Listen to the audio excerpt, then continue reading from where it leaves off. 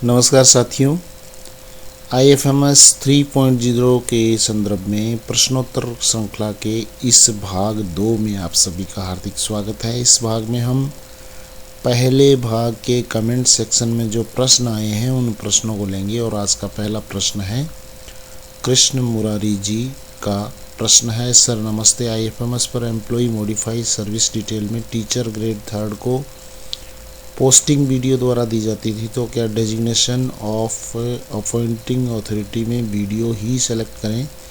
Sir दूसरा ये है कि पर्सनल डिटेल में होम टाउन में ब्लॉक ड्रॉप डाउन में खुलते हैं, ग्राम का नाम नहीं, तो क्या करें?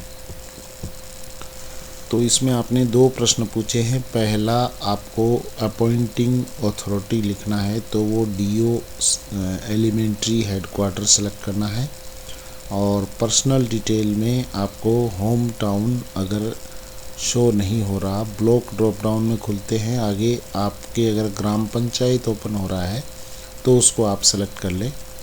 और कई बार साइट की स्पीड स्लो होने की वजह से भी यहाँ पे ये ड्रॉप डाउन लिस्ट में खुलता नहीं है, तो आप दोबारा से ट्राई कर लें। अगर आपके गांव का नाम शो नहीं हो रहा है तो आप एक बार अपनी ग्राम पंचायत के नाम को सेलेक्ट करके सबमिट कर दें और बाद में इसमें संशोधन का भी ऑप्शन आपके पास रहेगा।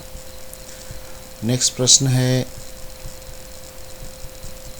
हजारा राम जी का प्रश्न है। सर जी 27 जनवरी 24 को कार्मिक पे मैनेजर पर ज्वाइनिंग क्यों है?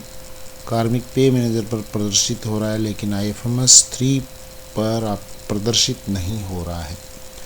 तो हजाराम जी, सबसे पहले आपको जनवरी का पार्शियल पे बनाना होगा। 27 से 31 जनवरी का आप पे मैनेजर से पार्शियल पे बना के और उनकी जनवरी की पे का भुगतान कीजिए और उसके बाद आपको ये नाम IFMS 3.0 पे प्रदर्शित होने लग जाएगा। नेक्स्ट प्रश्न है मुकेश कुमार जी सैनी का प्रश्न है। सर हमारे HO और DDO दोनों चेंज हो गए हैं, तो न्यू HO और DDO ऐड करने का क्या प्रोसेस रहेगा? आप अपनी ट्रेजरी से संपर्क कर लें।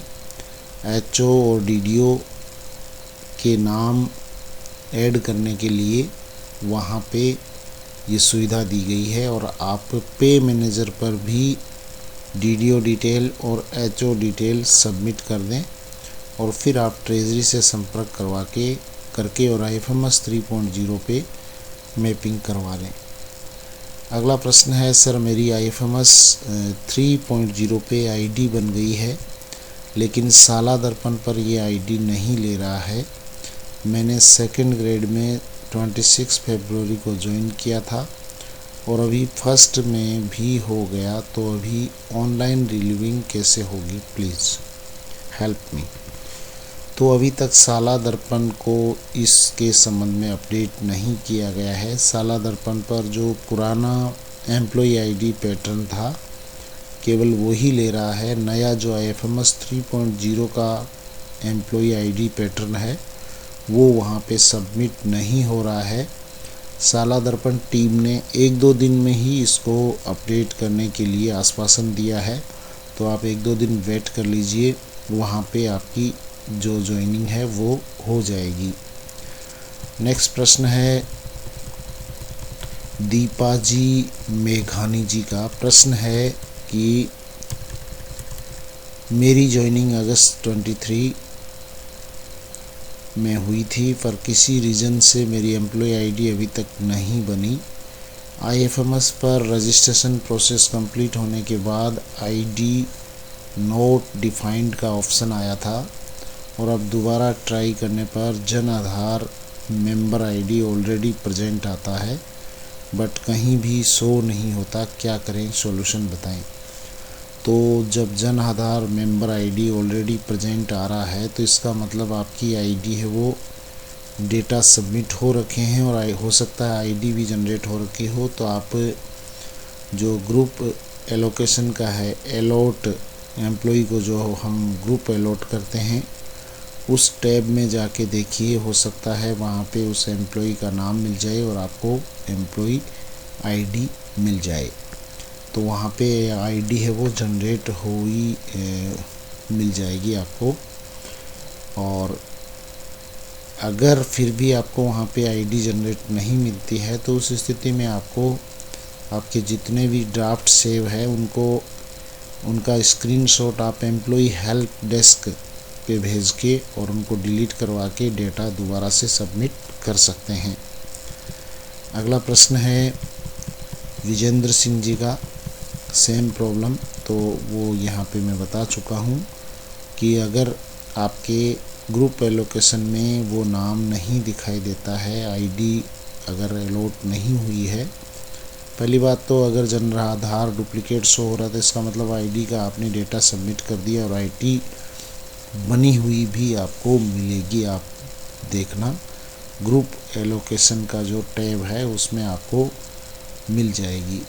अगला प्रश्न है IFMS 3.0 से जारी एम्प्लॉय आईडी SIPF पोर्टल पर शो नहीं हो रही और GPF नंबर के बिना पेमेंट नहीं बन पा रही है। बिना GPF नंबर पहले SIPF से एम्प्लॉय आईडी जारी करते थे तो आईडी जारी होते ही GPF नंबर जारी हो जाते थे, अब ऐसा नहीं हो रहा, क्या करना चाहिए श्रीमान जी? तो इसके लिए आप थोड़ा सा वेट कर लीजिए। इसका जब दोनों का इंटीग्रेशन होगा तभी ये जो IFMS 3.0 और जो SIPF पोर्टल है उनको जब जोड़ा जाएगा तभी ये संभव हो सकेगा। लेकिन बिल वहाँ अभी ऐसे भी आप बना सकते हैं। आप एम्प्लॉय डिटेल में जो GPF को जोड़ दीजिए ऐड डिडक्शन में, यानी सैलरी सैंक्शन में जाके और डिडक्शन में जब आप जोड़ देंगे तो ये जुड़ जाएगा। अगला प्रश्न है झूमर राम जी का, नमस्कार साहब, मेरे IFMS पर DDO रोल आ रहा है साहब, HO रोल कैसे करें? तो इसके लिए आप ट्रेजरी में एप्लीकेशन दें, ये जो फॉर्मेट है उस फॉर्मेट में भर के तो आपके वहाँ HO रोल भी शो हो जाएगा। अगला प्रश्न है योगेंद्र जी का, प्रश्न है एम्प्लॉय आईडी शाला दर्पण पर ऐड नहीं हो रही। निश्चित रूप से ये अभी समस्या है, ये अभी ऐड नहीं हो पा रही है। तो जैसे ही शाला दर्पण अपडेट होगा इसके लिए तभी उसके बाद में ये जो नया पैटर्न है एम्प्लॉय आईडी का जो IFMS 3.0 से जारी हुआ है वो तभी वहाँ पे सबमिट हो पाएगा, उससे पहले वहाँ पे सबमिट नहीं होगा। Employee ID is not valid बताएगा। अगला प्रश्न है सेलू जी जैन का, प्रश्न है वेतन व्यवस्था वाले एक कार्मिक की आईडी IFMS 3.0 पे रिलीविंग द्वारा भेज दी और वहाँ ज्वाइनिंग टैब में जाकर ज्वाइनिंग लिया है, 2 बार प्रयास करने पर ड्राफ्ट के रूप में दिख रहा है, स्टेटस पेंडिंग दिखा रहा है, हल बताइए। तो वहाँ पे आप ज्वाइनिंग में जो एरर आ रहा है उसको आप चेक कीजिए। वैसे ज्वाइनिंग डायरेक्ट आपका वहाँ पे हो जाना चाहिए, उसमें जो डिटेल है उसको आप सबमिट करके और ज्वाइनिंग वहाँ पे हो सकता है। अगला प्रश्न है CMG शर्मा जी का, प्रश्न है सर कर्मचारी की डिफ़ॉल्ट आईडी खुल रही है, RJ वाली आईडी नहीं खुल रही है, इसमें आईडी या पासवर्ड गलत बता रहा है, RJ वाली आईडी को खोलने के लिए क्या करना होगा? तो यहाँ पे आप कौन सी आईडी और कौन से पोर्टल पे खोलने की बात कर रहे हैं थोड़ा सा यहाँ पे स्पष्ट करते तो उचित रहता। फिर भी RJ वाली आईडी जो है जो आपने IFMS 3.0 से क्रिएट की है उस आईडी को आप कौन से पोर्टल पे खोल रहे हैं थोड़ा सा ये क्लियर करें। अगला प्रश्न है नागेंद्र जी आर्य का, प्रश्न है शिक्षा सहयोगी का बिल नहीं बन पा रहा है, क्या करें?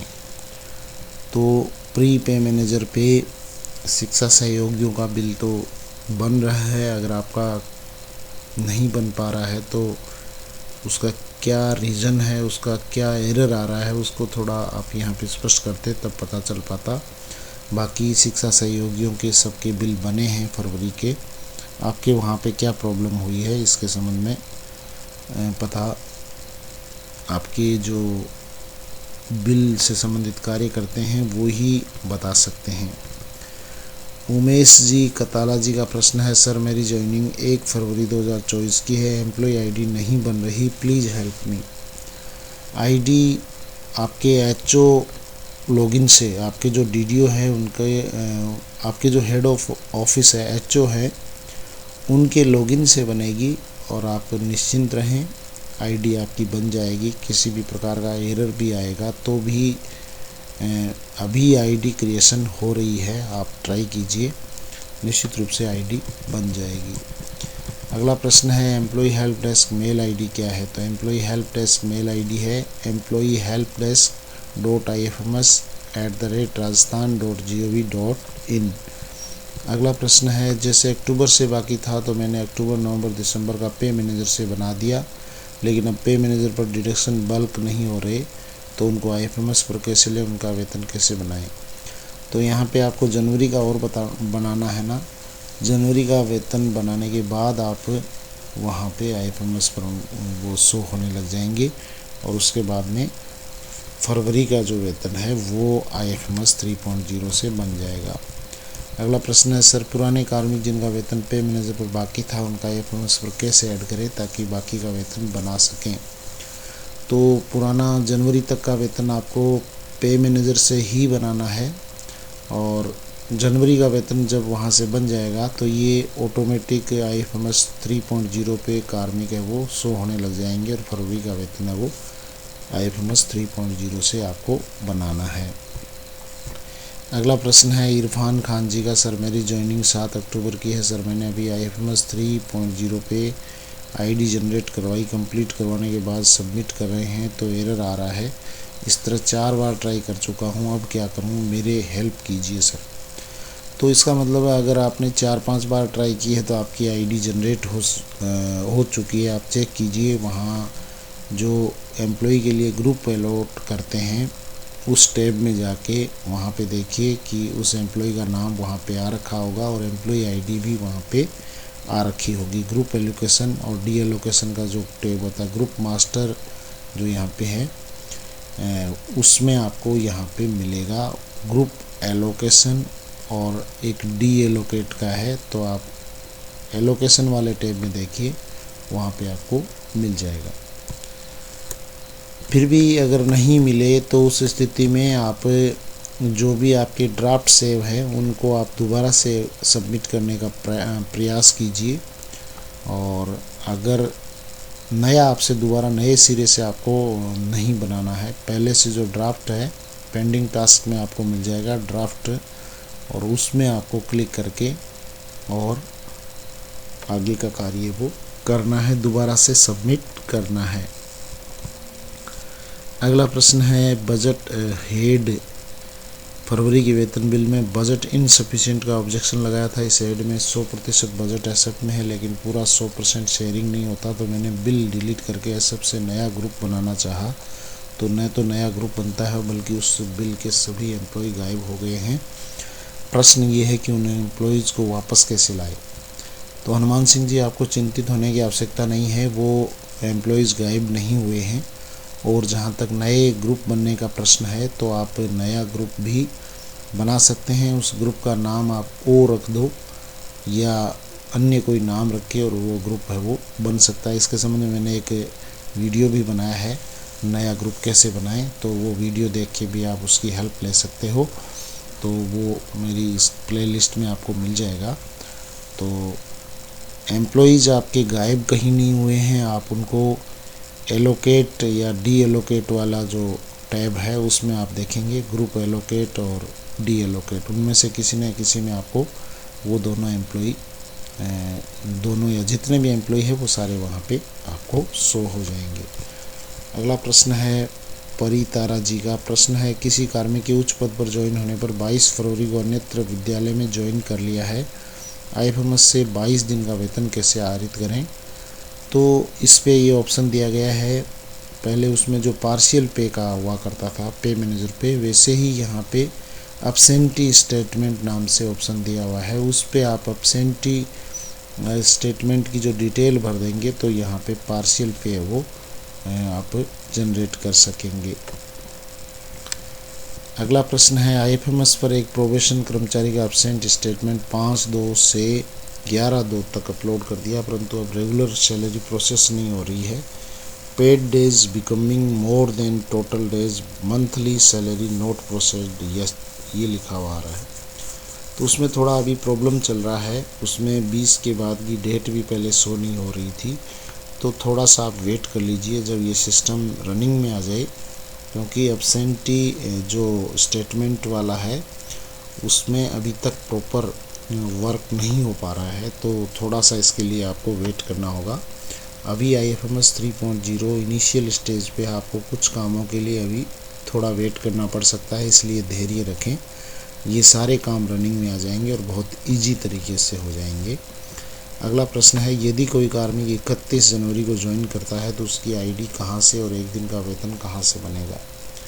अभी फ़िलहाल फरवरी का जो वेतन है वो आईएफएमएस 3.0 से बनाने के निर्देश है, चूँकि 31 जनवरी की ज्वाइनिंग है और अब जो एम्प्लॉई आईडी है वो केवल और केवल आईएफएमएस 3.0 से ही बनाने के निर्देश हैं।